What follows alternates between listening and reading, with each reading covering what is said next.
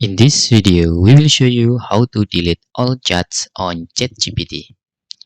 When you already have many chats on your ChatGPT account, maybe you are tired if you are delete the chat one by one like this, okay? For example, I just delete one by one the chat, and there is something method that you can use to delete all the chat, okay? How to do that?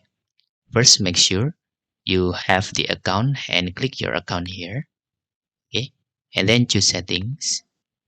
After you choose settings, in here, you need to select data controls. And here is your delete all chats, okay? You can delete all chats and confirm deletion,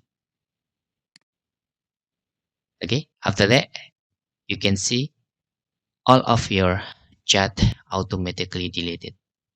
Now, rather than one by one delete your chat, you can just do that manually and easy way. Okay, that's all tutorial how to delete all chats on ChatGPT. If you have any questions, you can fill in the forms comment below, and thanks for watching.